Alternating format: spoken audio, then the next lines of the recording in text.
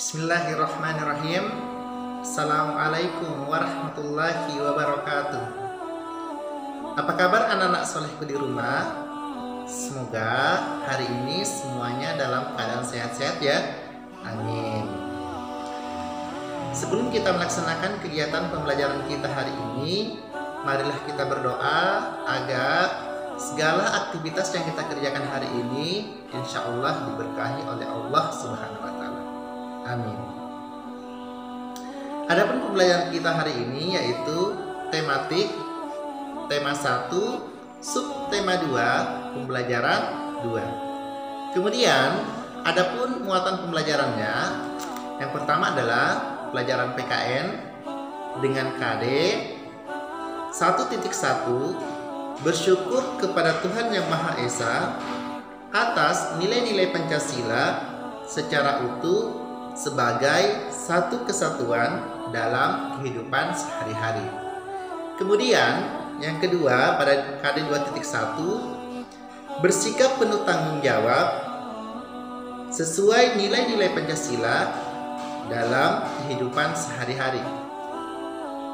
Kemudian pada KD 3.1, menganalisis penerapan nilai-nilai Pancasila dalam kehidupan sehari-hari. Kemudian pada KD 4.1, menyajikan hasil analisis pelaksanaan nilai-nilai Pancasila dalam kehidupan sehari-hari. Kemudian pada muatan pembelajaran SBDP, yang pertama pada KD 3.4, yaitu memahami patung, dan pada KD 4.4 membuat patung. Selanjutnya adapun tujuan pembelajarannya yaitu yang pertama, setelah berdiskusi siswa mampu menemukan 3 contoh pelaksanaan sila keempat Pancasila dalam kehidupan sehari-hari dengan benar. Yang kedua, setelah berdiskusi siswa mampu menerapkan 2 kegiatan yang sesuai dengan sila keempat Pancasila dalam kehidupan sehari-hari dengan benar.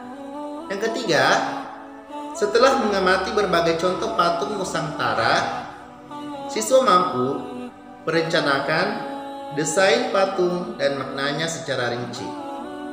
Dan yang terakhir, dengan menggunakan bahan tanah liat, lilin malam, atau adonan plastisin, siswa mampu membuat patung dengan rinci. Jadi inilah merupakan pemaparan KD materi dan tujuan pembelajaran yang akan kita pelajari hari ini. Untuk lebih lanjut, silakan simak video berikut. Bismillahirrahmanirrahim.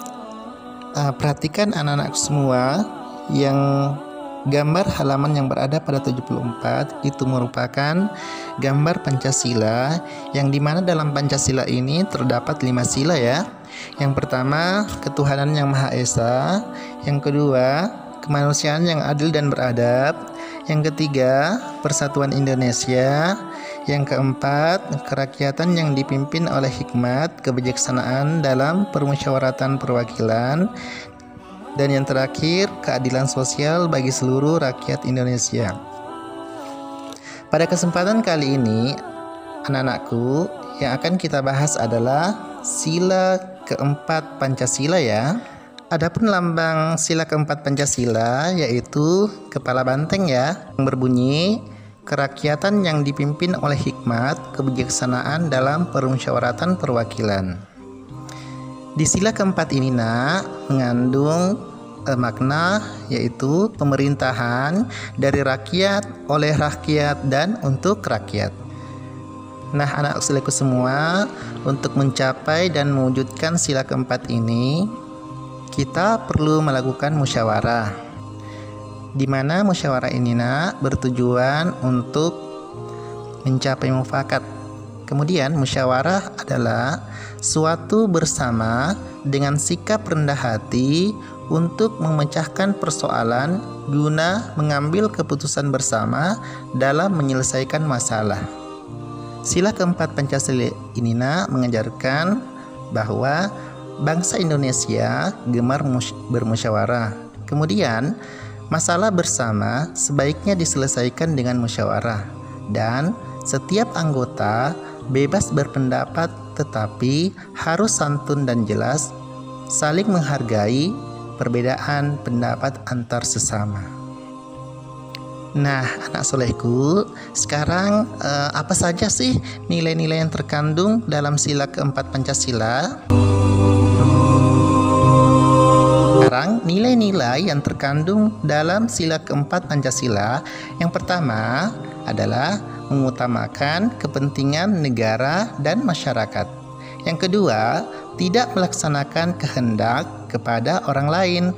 Dan yang ketiga, mengutamakan musyawarah dalam mengambil keputusan untuk kepentingan bersama. Yang keempat, menerima dan melaksanakan hasil musyawarah dengan rasa tanggung jawab. Dan yang terakhir, melaksanakan musyawarah dengan akal sehat dan sesuai dengan hati nurani yang luhur.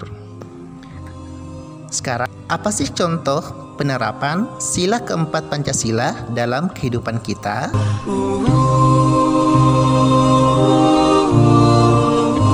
Contoh yang pertama, musyawarah masyarakat untuk melakukan kerja bakti. Yang kedua, diskusi kelas terhadap teman sekelompok. Yang ketiga, musyawarah untuk menentukan jadwal piket kelas. Nah, inilah merupakan materi PKN. Selanjutnya kita masuk materi SBDP ya. Materinya yaitu teknik-teknik pembuatan patung. Nah, sekarang ayo kita bahas. Oke. Dalam pembuatan patung, pertama kita harus sesuaikan dengan bahan yang digunakan. Kemudian, bahan-bahan patung itu berupa ada batu, ada kayu, dan tanah liat. Dan setiap bahan itu memiliki teknik pembuatannya yang berbeda-beda. Dan sekarang, ayo kita ketahui bagaimana teknik-teknik pembuatan patung. Yang pertama yaitu teknik membutsir. Teknik membutsir adalah teknik membuat patung dengan cara memijit, menambah, atau mengurangi bahan yang dibentuk. Alat busir atau pisau sudip, adapun bahannya seperti tanah liat dan plastisin.